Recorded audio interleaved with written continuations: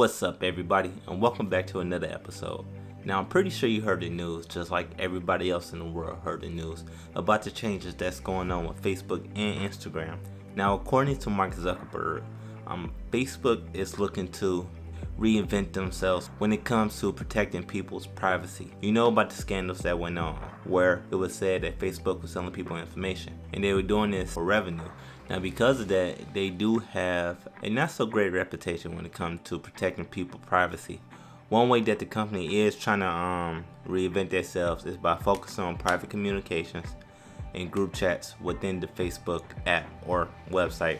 Now, as much as Mark Zuckerberg is making it look like it is his idea, it looked like they was forced to create certain positions, certain privacy positions, because of their settlement with the FTC, the Federal Trade Commission.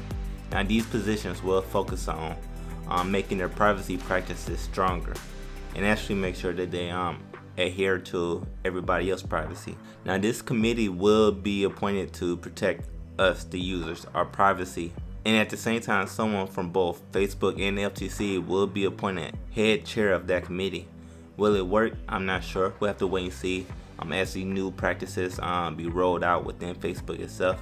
Now, outside of that, they also announced that there will be changes coming to Instagram. Now, these are the most exciting and maybe the most scariest part that was released during their F8 conference. Now, according to Mark Zuckerberg, it will be getting rid of likes within Instagram. Now, what that means is, as you scroll up and down your timeline, you would not be able to see how many likes that a person has on their post.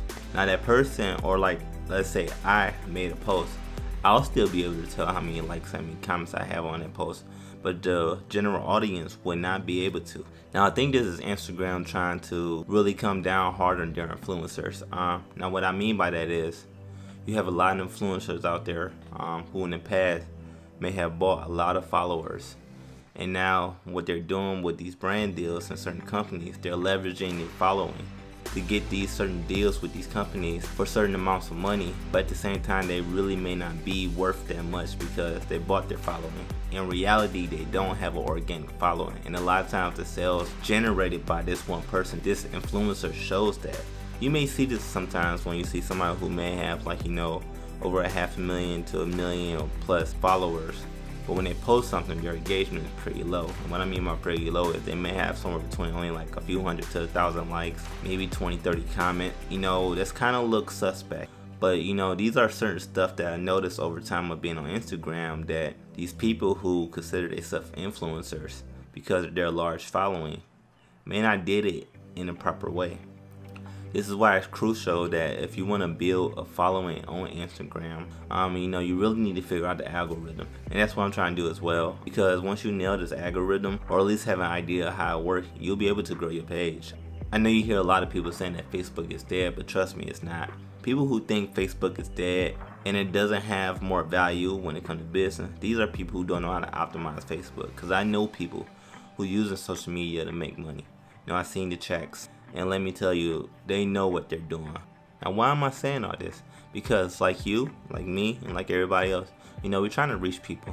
We're trying to spread the message across our social media to other people. With Instagram and YouTube, it's about diabetes. It's about fitness. It's about eating right. It's about helping people to avoid the same mistakes I made when I first found out I was diabetic. And you could be spreading the message through art, through photography, through automotive industry, through something that you're passionate about. And to do this, we really need to learn how to use these platforms to our advantages.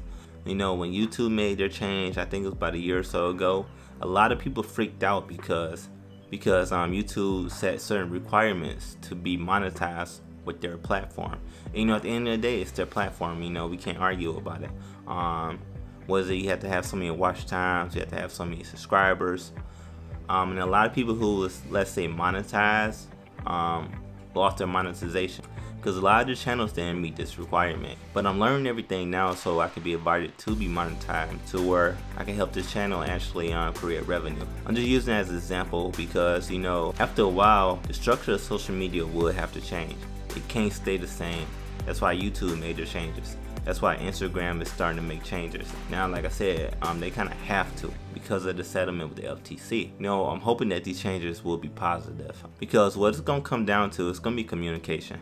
Even on Instagram, it's gonna come down to engagement, but on a different level, because as we all know, the algorithm is always changing. We need to stay ahead of it. We need to keep learning about it.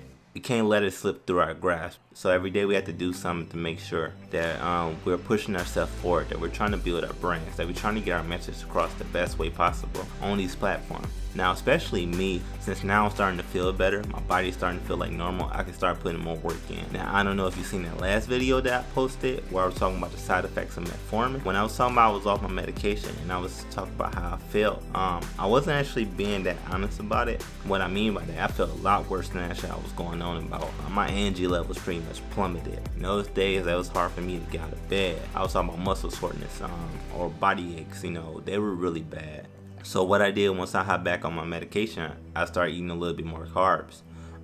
Nothing dirty, nothing bad, just fruit, just more apples. Maybe have an extra bowl of oatmeal. I switched to bananas from blueberries. Just, if I ordered a salad, maybe just leave the cheese on there. It's not a bad carb and eater. So all I did was just start taking in more carbs a little bit more, because carbs are the fuel that your body needs to burn for energy. So by doing this, I was just helping my body get my energy levels back up normally. And I wasn't really being honest with a lot of people when they was asking me how I felt. My family, they knew I came off my medication. I just told them, it was just something I was trying to test my body. I was trying to see if it works or not. But when they was asking me how I felt, I said, okay. Now, from working in the health field for so many years, I knew after a certain point, if my body wasn't feeling like it should have felt, I need to go back on my medications. And that point did come. I feel like crap. Start feeling the side effects of metformin coming off of metformin. And those side effects are not friendly. And I just didn't want to feel like that anymore. What I was trying wasn't working. I'm not ashamed that didn't work. Like I said, I had to test my body. I had to find out for myself. So I went back on my medication. I've been back on my medication for like the last week or so, week and a half. And like I said, right now I'm feeling fine again. Like I said, my body's now starting to feel normal again. Now, I'm still a little bit tired, but that's only because I think from working on midnight for so many years, that my body is just more accustomed to working night. Even when I was making music regularly, I always felt more creative at night, around this time, 1, 2, 3, 4, 5 a.m. That's when the creative side of me was starting to splurge, it was starting to come out more. And I feel like my body just regressing to that old normal pattern.